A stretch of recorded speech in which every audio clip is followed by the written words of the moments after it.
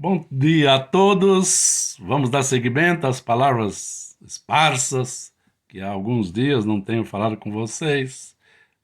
Talvez por conta desse tumulto das eleições, eu cheguei a pensar que talvez vocês não se interessassem muito pelo que eu poderia dizer sobre a psicologia, sobre a história, a antropologia, enfim. Os dias se passaram, mas eis-me aqui.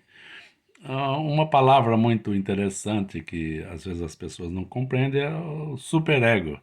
Dentro da teoria do Dr. Sigmund Freud, o superego foi incorporado na versão de 1923, quando ele falava sobre o id e o ego, e denominou uma instância, seria quase que uma terceira instância, o superego, e que pouca gente sabe o que isso significa.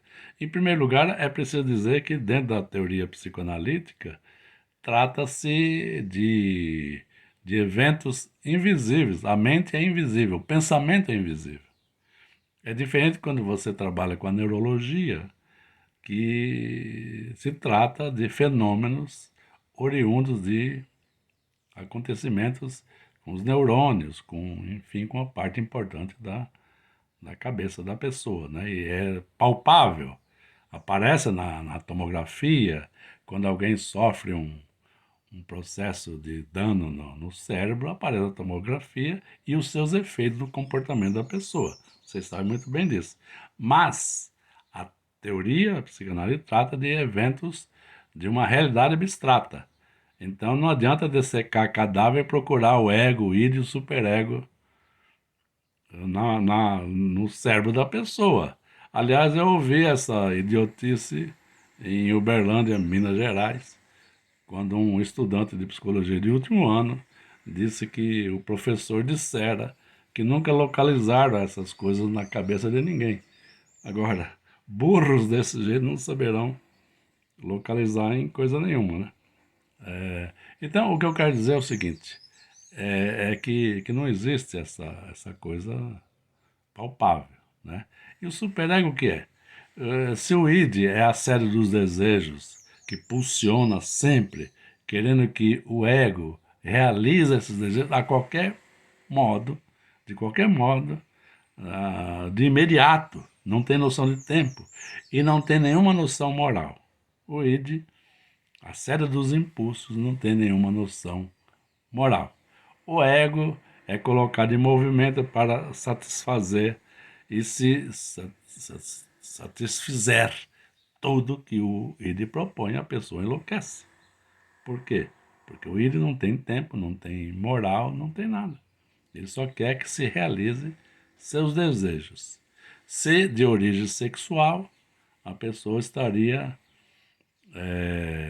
à mercê de desejos sexuais que se chocam com a sociedade, que precisa ser considerada também.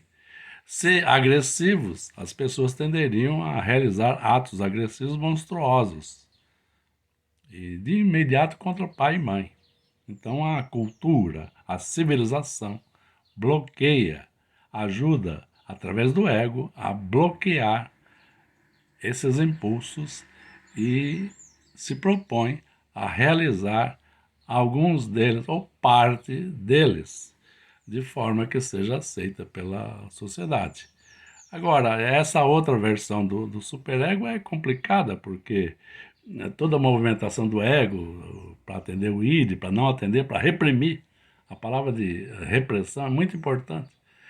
Para reprimir o ego, o id, o ego tem que se articular de forma criativa, né? A pessoa precisa ser criativa para lidar com as suas partes íntimas, internas, com seus desejos. E o superego é uma instância que carrega a parte moral da pessoa. Ela olha tudo isso, todo esse comportamento, todos os desejos, a relação, e faz uma avaliação moral. O problema, o grande problema, é que quando essa avaliação moral é excessiva, é rígida, a pessoa se torna prisioneira de si mesma. Quando é frouxa, a pessoa se torna uma vítima da sociedade que é o que a sociedade de consumo hoje em dia, a sociedade líquida, segundo Bauman, propõe que avalia que aconteça. As pessoas, por interesse do consumismo, abririam mão de seus aspectos morais e civilizatórios para o consumismo, não para o consumo, entendam, mas para o consumismo. E o superego rígido aprisiona a pessoa e aprisiona as pessoas que estão próximas dela. E também essa pessoa com o superego rígido tende a ter uma visão rígida da sociedade e tende a escolher pessoas brutas para guiá-las. Pessoas brutas para guiá-las. É grave. E esse superego é formado também através do superego, também de pai, de mãe, de avós, e de pessoas da sociedade castradoras, quando são castradoras. E a pessoa se torna uma pessoa autocastradora e castra também, ou seja, poda iniciativas diferentes de suas crenças. Então, o superego, para nos defender, precisa ser levemente democrático e nos apontar, inclusive, alguns perigos diante da vida. Agora, se superdimensionado, ele será um carcereiro para a pessoa que o porta. Até uma próxima oportunidade.